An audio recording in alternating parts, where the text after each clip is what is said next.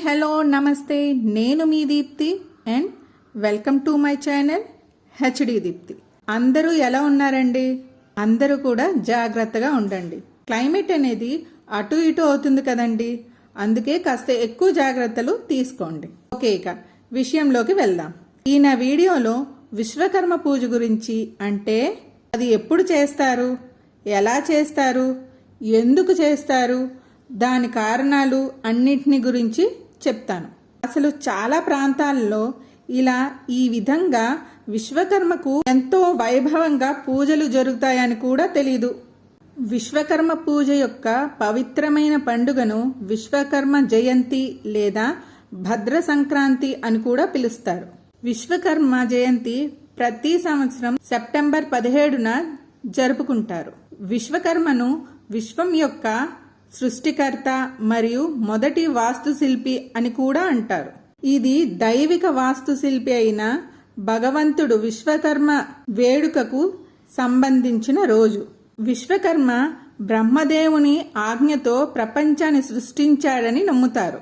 బ్రహ్మ విశ్వాన్ని సృష్టించినప్పుడు విశ్వకర్మ అతనికి అందంగా తీర్చిదిద్దే పనిని ఇచ్చారు.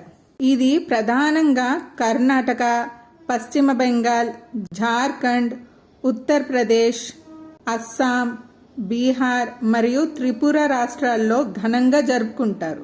విశ్వకర్మ స్వయంగా శివుని త్రిశూలం, విష్ణువు సుదర్శనం, రావణుని లంక మరియు పుష్పక విమానం, జగన్నాథపురి వాయిద్యాల నిర్మాణం, విమాన విద్య, దేవతల స్వర్గం, హస్తినాపురం, కృష్ణుడి ద్వారక, ఇంద్రపురి వంటి అనేక వస్తువులను సిద్ధం చేశాడు. ఆ విధంగా విశ్వకర్మను మొదటి ఇంజనీర్గా పరిగణిస్తారు. ఈ పవిత్రమైన రోజులో ప్రజలు తమ కర్మాగారాలు మరియు పారిశ్రామిక ప్రాంతాలలో తమ రంగాలలో శ్రేష్టత కోసం, ఆశీర్వాదం కోసం పూజలు నిర్వహిస్తారు. భక్తులు తమ కార్యాలయాలు మరియు ఇళ్లలో విశ్వకర్మ విగ్రహాలకు, యంత్రాలకు పూజలు చేస్తారు. ఈ రోజున వ్యాపార స్థలాల్లో, పని ప్రాంతాల్లో పూజలు చేస్తారు. ఈ పూజ రోజున పొద్దున్నే లేచి స్నానం ఆచరించాలి. మీ పూజ గదిని గంగాజలంతో శుభ్రం చేసుకోవాలి. తర్వాత ఒక చెక్క చౌకీని తీసుకొని దానిని శుభ్రమైన పసుపు గుడ్డతో కప్పాలి. అప్పుడు చౌకీపై గణపతి, విష్ణువు మరియు విశ్వకర్మ విగ్రహాన్ని ఉంచాలి. గణపతి, విష్ణువు, విశ్వకర్మలకు తిలకం పూయాలి. తర్వాత దీపాన్ని వెలిగించాలి. దేవతలకు పూలు, అగరబత్తులు సమర్పించాలి. భగవంతుడైన విశ్వకర్మకు అంకితం చేసిన మంత్రాలను జపించి ఇంట్లో చేసిన భోగాన్ని అనగా ప్రసాదాన్ని సమర్పించి ఆ తర్వాత హారతిని ఇవ్వాలి.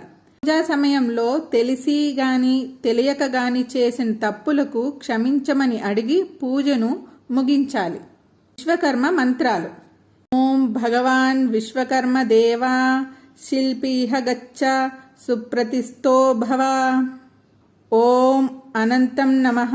ఓం కూమాయై నమః. ఓం శ్రీ స్పష్టతనాయ సర్వసిద్ధాయ విశ్వకర్మాయ నమో నమః.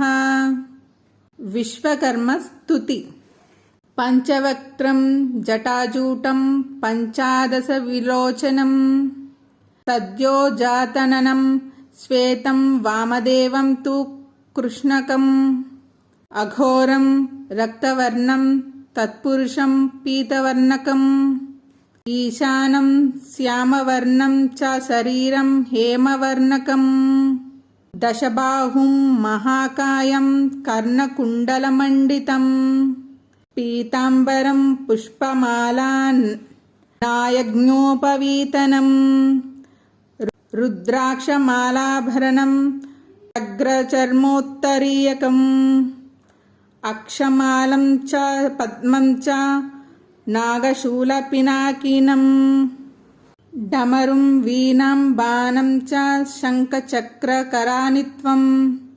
కోటిసూర్యప్రతీకాసం సర్వజీవదయాపరం దేవదేవం మహాదేవం విశ్వకర్మ జగద్గురుం ప్రసన్నవదనం ధ్యాయేత్ సర్వవిఘ్నోపశాంతయే అభీప్సితార్థసిద్ధ్యర్థం పూజితో యస్సురైరపి సర్వవిఘ్నహరం దేవం సర్వవజ్ఞావర్జితం